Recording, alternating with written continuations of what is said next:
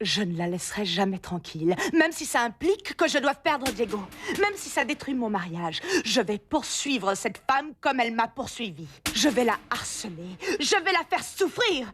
Et je te jure, Barbara, je vais la détruire. Même si ça implique que je doive sombrer avec elle.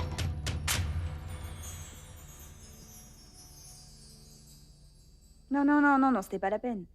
Tu peux utiliser Avellaneda. Pourquoi tu ne l'appelles pas? Fais celle qui ne sait rien du tout. Celle qui n'a pas parlé avec Susanna. Demande-lui ce qu'il a fait d'elle. Mets-le sous pression. Quand es-tu rentré? Depuis un bout de temps. J'en ai profité pour écouter ce que vous voulez faire. Franchement, je crois que ton idée est la meilleure, Bérénice. Un peu mélodramatique, mais ça me semble bon. Ce que je crois impossible, c'est que vous puissiez faire la même chose à la Cafetalero qu'on conseille. Vous n'allez pas pouvoir transformer Avellaneda en boîte à solutions comme vous l'avez fait avec moi. Le plus probable, c'est qu'il ne va plus vous écouter. Et il ne répondra plus au téléphone. En clair, il va vous envoyer au diable. Je veux dire, j'ai bien peur que pour le moment, vous ayez perdu la partie. Si Roberto Avellaneda a pris la décision de garder Elena, je doute beaucoup que vous puissiez le faire changer d'avis. Bonne journée, mesdames.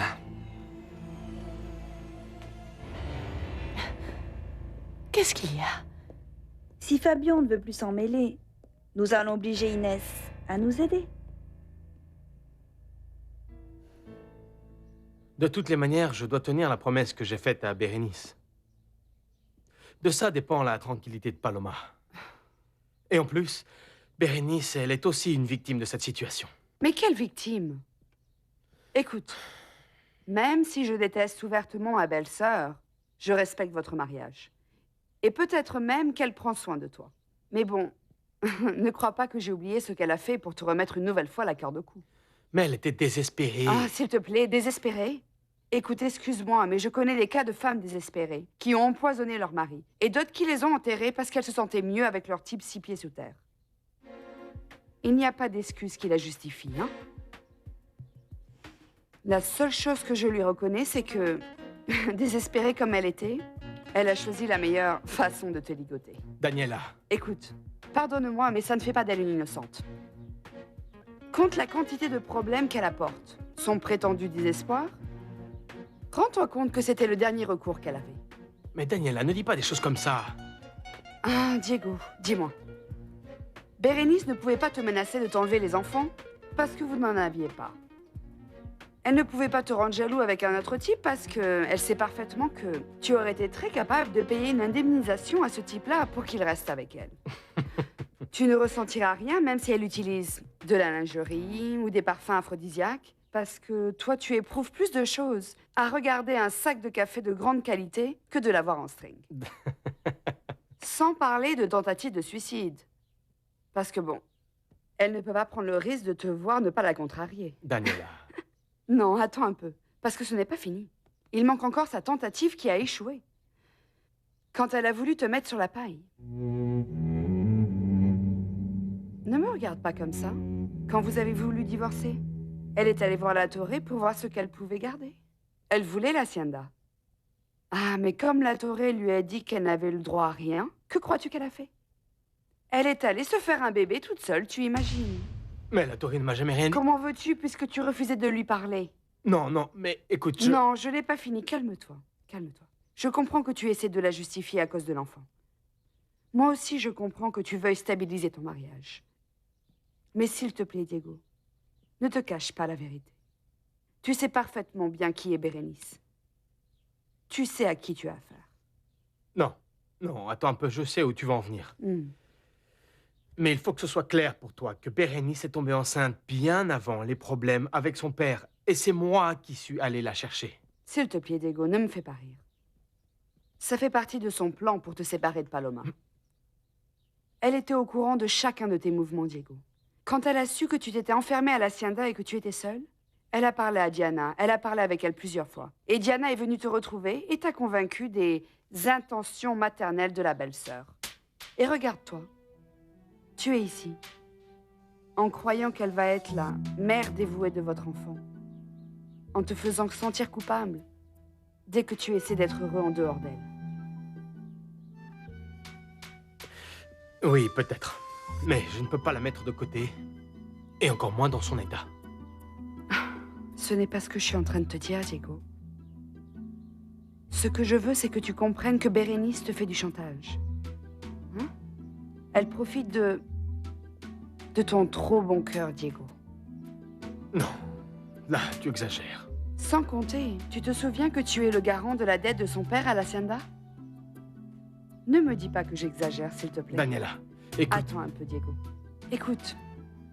Parce qu'en plus de tout ça, tu vas lui faire le plaisir de t'en aller de la Cafetalero et tu vas la rendre éternellement heureuse quand tu vas rentrer à l'Hacienda en tenant ta promesse de ne plus jamais revoir Paloma.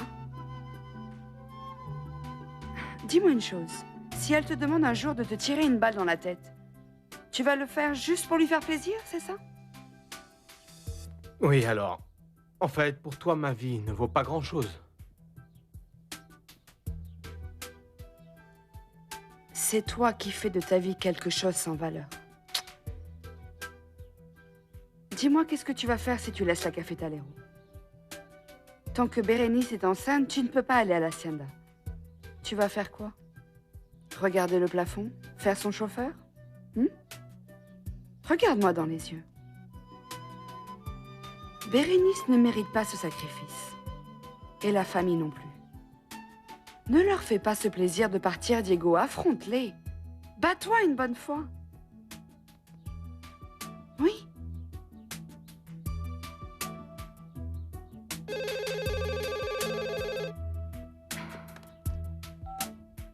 Allô? Ah, Bérénice. Ma chère belle-sœur, comment vas-tu? Oui, je te le passe tout de suite. Hé. Bérénice ne mérite pas qu'on se sacrifie.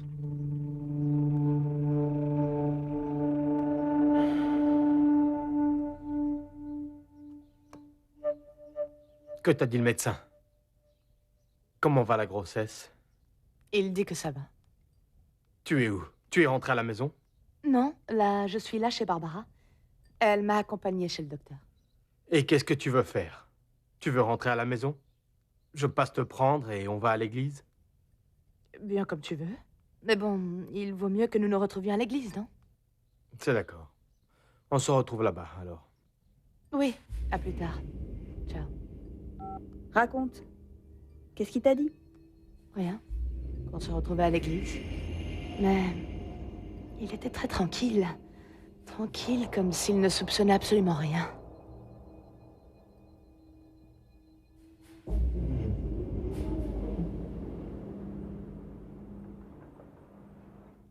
Entrez, s'il vous plaît, Monsieur Mariano vous attend. Monsieur? Oui, bonjour messieurs. Asseyez-vous s'il vous plaît, je suis bientôt à vous.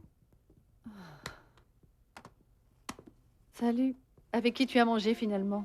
Avec personne. Ah, merci beaucoup, vraiment. Au jambon. Merci. Peut-être que demain, ce type me laissera manger.